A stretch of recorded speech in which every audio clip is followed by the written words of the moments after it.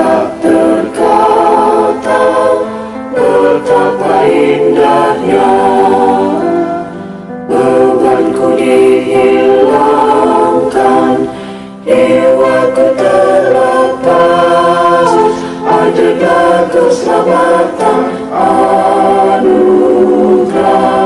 Tuhan, ajaibnya anugerah Tuhan Yesus, lebih dalam dari laut besar yang telah meninggi, yang sempurna bagiku, yang menutupi setiap celah, jauh bersama dari dosaku. Besarkan nama Yesus yang terindah, pujimu. Ajaib anugerah Yesus, dapatkan yang sesat, olehnya diampuni semua. Shalom saudaraku, kita jumpa lagi dalam pemuridan YouTube bagian ketiga dari pelajaran keempat pemuridan level 2 dengan judul Kehidupan Kristus sama dengan hidup kekal. Kehidupan Kristus sama dengan hidup kekal.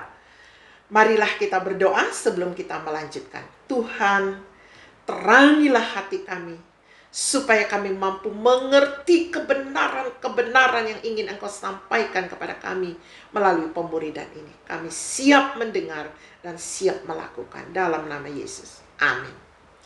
Nah, saudara, di buku saudara, buka halaman 43. Halaman 43. Oke. Nah, saudara lihat bagannya itu. Kehidupan Kristus sama dengan kehidupan kekal. Ini adalah garis kekekalan yang paling atas ini. Lalu Adam membentuk garis keturunan sendiri ketika ia tidak taat. Ini kehidupan Adam yang ujungnya adalah neraka. Kalau kekekalan ini hidup Kristus surga. Tapi Adam meninggalkan persekutuan itu dengan hidup tidak taat. Dan kita sudah ada di dalam Adam. Bagaimana supaya kita bisa kembali kepada kekekalan ini? Hanya melalui salib Yesus Kristus. Jalan satu-satunya, tidak ada jalan yang lain. Ini yang harus saudara pahami. Oke? Apakah hidup kekal itu? Hidup kekal adalah suatu kehidupan yang tidak akan berakhir. Tetapi ini baru mengandung separuh kebenaran. Sekali kita masuk ke dalam kehidupan Kristus, kita memiliki kehidupan kekal bersama dengan Allah yang mencakup masa lampau dan masa yang akan datang. Kalvari, salib Kristus, adalah suatu peristiwa yang perspektifnya menuju kepada suatu kehidupan kekal. Saudara lihat gambar ini. Salib ini hadir. Yesus Kristus mengorbankan dirinya dengan satu tujuan, agar manusia yang sudah jatuh di dalam garis keturunan Adam bisa dikembalikan dalam garis kekekalan hidup bersama Allah di surga. Oke, ini penting saudara. Perspektif salib selalu menuju kepada kekekalan. Nah, kekekalan selalu bersifat sekarang sebab tidak berlandaskan kepada waktu. Berada di dalam Kristus berarti bahwa kita telah ada di dalam Dia ketika Ia mati di salib. Hebat sekali doktrin ini. Teologi ini. Bacalah Roma 6 ayat 3-11. Mari kita akan baca Roma pasal 6. Ayat yang ketiga sampai 11. Saya membaca demikian. Atau tidak tahukah kamu bahwa kita semua yang telah dibaptis dalam Kristus telah dibaptis dalam kematiannya? Dengan demikian kita telah dikuburkan bersama-sama dengan Dia oleh baptisan dalam kematian, supaya sama seperti Kristus telah dibangkitkan dari antara orang mati oleh kemuliaan Bapa, demikian juga kita akan hidup dalam hidup yang baru. Sebab jika kita telah menjadi satu dengan apa yang sama dengan kematiannya, kita juga akan menjadi satu dengan apa yang sama dengan kebangkitannya. Karena kita tahu bahwa manusia lama kita telah turut disalibkan, supaya tubuh dosa kita hilang kuasanya, agar jangan kita menghambakan diri lagi kepada dosa. Sebab siapa yang telah mati, ia telah bebas dari dosa. Jadi jika kita telah mati dengan Kristus, kita percaya bahwa kita akan hidup juga dengan Dia. Karena kita tahu bahwa Kristus sesudah Ia bangkit dari antara orang mati, tidak mati lagi. Maut tidak berkuasa lagi atas Dia. Sebab kematiannya adalah kematian terhadap dosa, satu kali dan untuk selama-lamanya. Dan kehidupannya adalah kehidupan bagi Allah. Demikianlah hendaknya kamu memandangnya, bahwa kamu telah mati bagi dosa, tetapi kamu hidup bagi Allah dalam Kristus Yesus. Nah, saudara, kita akan melihat aplikasi dari ayat ini dalam kehidupan kita setiap hari. Dibaptis berarti secara total disamakan dengan Kristus. Ayat yang ketiga. Ketika Kristus mati, maka saya juga telah mati bersama dengan Kristus. Dan saya menerima itu, mengalami itu, sejak saya mengundang Kristus ke dalam hati saya. Peristiwanya sudah terjadi 2000 tahun yang lalu ketika Kristus mati. Jadi ketika kita menerima Kristus, kita masuk dalam kekekalan masa lalu. Ketika Kristus mati, saya sudah ada di sana juga. Mati bagi dosa. Wow, saudara. Ini kebenaran yang luar biasa. Itu sebabnya, saudara, dan saya harus terus belajar. Inilah yang mau ditutup-tutupi oleh iblis dalam hidup kita.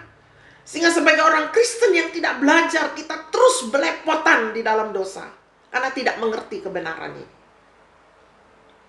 Yang berikut, ayat yang keempat. Saya ulangi membaca. Dengan demikian kita telah dikuburkan bersama-sama dengan Dia oleh baptisan dalam kematian, supaya sama seperti Kristus telah dibangkitkan dari antara orang mati oleh kemuliaan Bapa, demikian juga kita akan hidup dalam hidup yang baru.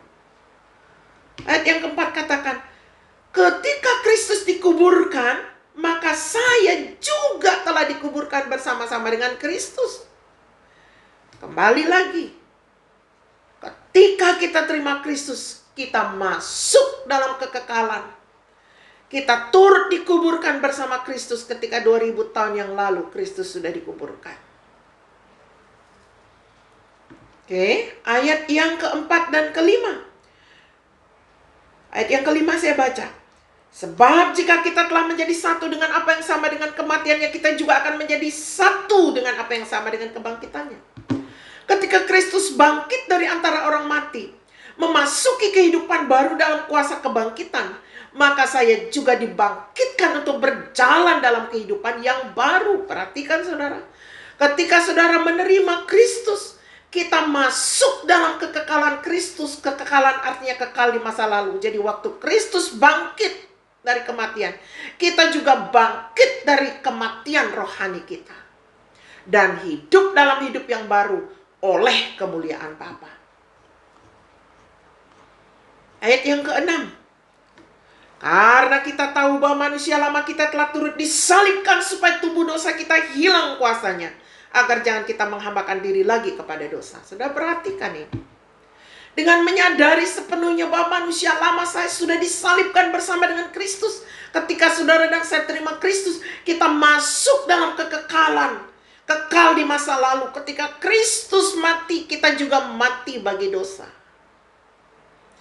Maka seharusnya sikap saya sekarang, percaya bahwa tubuh dosa saya sudah hilang kuasanya untuk berdosa. Dan saya tidak boleh lagi menghambakan diri kepada dosa. Fakta, saya sudah mati bersama Kristus 2000 tahun yang lalu. Karena ketika saya terima Kristus, saya masuk dalam kekekalan Kristus. Oke. Ayat yang ketujuh. Sebab siapa yang telah mati, ia telah bebas dari dosa. Oleh karena saya sudah mati, maka sekarang saya telah bebas dari dosa. Merdeka dari dosa. Jadi kalau sebagai orang Kristen, sebagai orang yang sudah diselamatkan, saudara terus-menerus melakukan dosa, saudara tidak mengenal kebenaran ini. Saudara tidak mengerti apa artinya menerima Kristus. Menerima Kristus artinya masuk dalam kekekalan bersama Dia, memiliki kehidupannya. Jadi ketika Dia mati, kita mati juga. Ketika Dia dikuburkan, kita dikuburkan juga. Ketika Dia bangkit, kita juga bangkit. Luar biasa. Ini kebenaran Alkitab. Ayat ke-11. Demikianlah hendaknya kamu memandangnya, bahwa kamu telah mati bagi dosa di dalam Kristus, tetapi kamu hidup bagi Allah di dalam Kristus Yesus. Jadi sekarang saya harus menerima fakta ini. Kenyataan ini yang dinyatakan oleh firman Allah bahwa saya telah mati bagi dosa. Kapan itu? Ketika saya terima Kristus, saya masuk dalam kekekalannya, ikut mati bersama Dia di kayu salib. Ya, mati bagi dosa, tidak lagi mau menghambakan diri kepada dosa. Saya sudah disalibkan bersama dengan Kristus. Lalu ketika Yesus bangkit, kita juga bangkit untuk apa? Hidup bagi Allah sebagai manusia baru, tidak lagi menjadi budak dosa. Dan ini hanya terjadi ketika kita ada di dalam Kristus. Di luar Kristus tidak ada jaminan ini. Jadi menerima kenyataan atau fakta bahwa kita disalibkan bersama dengan Kristus adalah suatu tindakan berdasarkan kemauan. Jadi saudara tidak menerima Kristus abal-abal. Itu berdasarkan kemauan saudara. Kesadaran saudara bahwa saudara membutuhkan juru selamat. Dan ini artinya, dengan iman, hubungkan kebenaran ini dengan pertanyaan atau pernyataan dari firman Allah, bahwa memang demikianlah kebenarannya yang dinyatakan oleh Allah di dalam firman-Nya tentang keadaan saudara dan saya sekarang di dalam Kristus Yesus.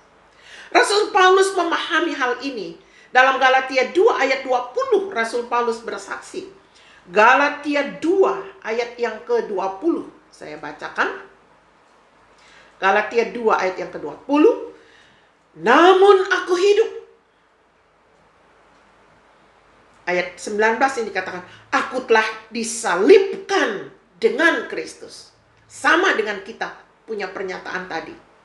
Waktu kita terima Kristus, kita masuk dalam kekekalan Kristus. Jadi waktu Kristus disalib, kita juga disalibkan. Ini yang Paulus katakan. Namun aku hidup, karena Kristus juga hidup. Tetapi bukan lagi aku sendiri yang hidup, melainkan Kristus yang hidup di dalam aku. Dan hidupku yang kuhidupi sekarang ini di dalam daging adalah hidup oleh iman dalam anak Allah yang telah mengasihi aku dan menyerahkan dirinya untuk aku. Ini harus menjadi moto hidup kita dalam hidup yang baru. Ini yang Rasul Paulus katakan. Sebagai hasil keberadaannya yang ikut tersalib bersama dengan Kristus. Ketika Kristus disalib. Hidup Paulus yang lama sudah mati.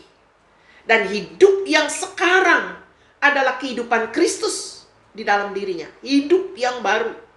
Dan ia hidup oleh iman kepada anak Allah yang telah mengasihinya dan telah menyerahkan dirinya bagi Paulus. Sama juga bagi kita. Kita harus seperti ini. Dan memang ini faktanya.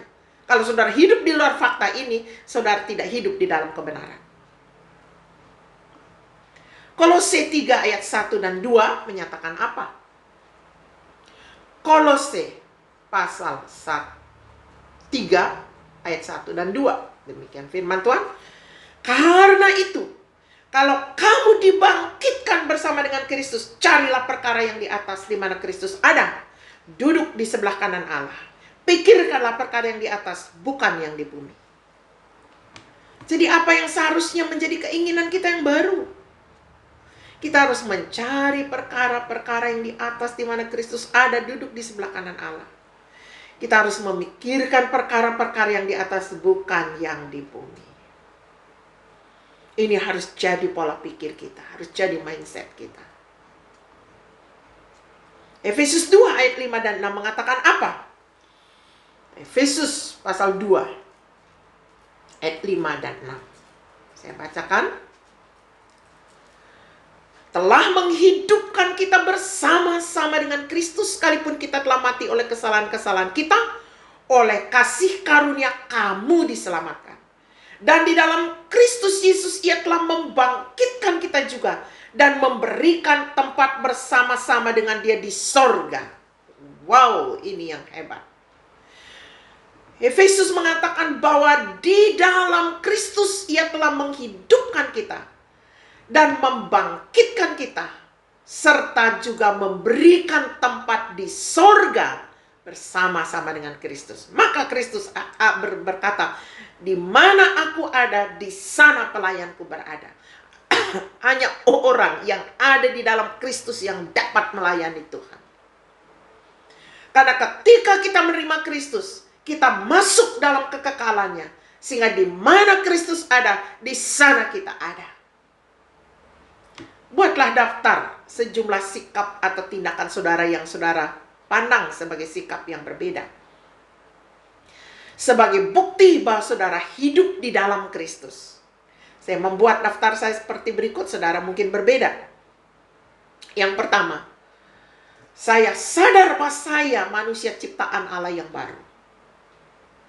Saya sudah keluar dari garis keturunan Adam, masuk dalam garis keturunan Kristus. Dan hasilnya saya sukacita. Yang kedua, saya suka belajar firman.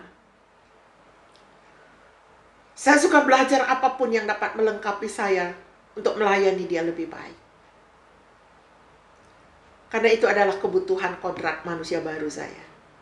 Yang ketiga, saya bisa mengenal suara Tuhan dan tuntunan Allah dalam hidup saya. Puji Tuhan. Mengenal Yesus sebagai kehidupan kita akan kita bahas nanti lebih lanjut lagi dalam pelajaran 5. Ya, ini baru awalnya dan nanti saudara akan lihat dalam pelajaran 4 yang berikut juga. Tapi lebih intens lagi di pelajaran 5 nanti. Oke, selesailah YouTube kita yang ketiga. Mari kita berdoa. Tuhan, terima kasih. Luar biasa Tuhan. Ketika kami menerima Kristus, kami masuk dalam garis kekekalan Kristus. Kekal di masa lalu, masa kini dan yang akan datang. Terima kasih Tuhan, terima kasih. Biarlah hidup kami dipenuhi oleh Roh, sehingga hidup kami mendemonstrasikan kehidupan yang mengenal Allah, kehidupan Kristus sendiri. Dalam nama Yesus, amin. Sampai jumpa.